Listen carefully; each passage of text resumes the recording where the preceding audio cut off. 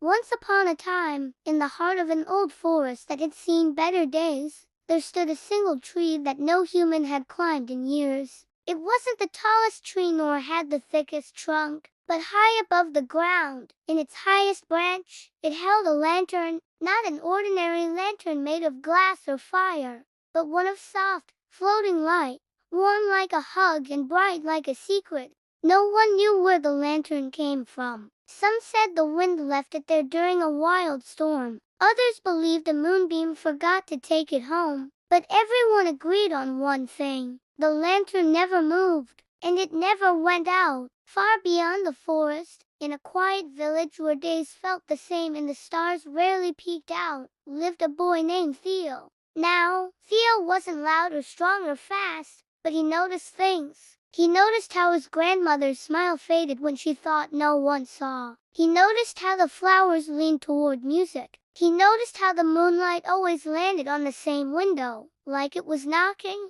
And most of all, he noticed that he felt forgotten. Not in a sad way, exactly. Just like he was waiting for something to begin. One evening, after another quiet day, Theo saw a feather floating past his window. It glowed, not white or silver, but gold, like it had borrowed the sun. He reached out and caught it. The moment he did, he felt a whisper in the air. Follow the light in the tree. He didn't ask how or why. He just knew the forest was calling. So Theo packed a small bag with his flashlight, his favorite blanket, and a pencil stub with no eraser. Then he stepped quietly into the trees. The deeper he walked, the quieter the world became. And finally, just past midnight, he saw the tree with the lantern. It didn't flicker, it didn't waver, it simply waited. Theo stood beneath it, heart full, breath still, and the lantern slowly floated down to meet him.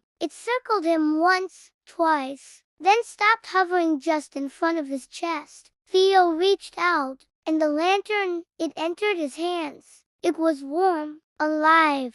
It filled him with stories he'd never heard but somehow remembered, of stars that whispered secrets, of rivers that held laughter, of people who carried light even when they didn't shine. And then the lantern dimmed, just a little. A soft voice whispered from within, "I've been waiting for someone like you." Theo didn't speak. He just held the lantern close. And without thinking, he turned around and walked home. The next day, Theo placed the lantern in his window. At night, it glowed softly, even through the curtains. People passing by would slow their steps. The old woman across the street stopped watering her flowers and for the first time in years, smiled up at the sky. Her cat, who hadn't purred in months, curled up on the windowsill. Grandmother's smile returned. The neighbor's dog stopped barking. Even the stars seemed to peek in more often. Children started coming to the window, not to ask questions,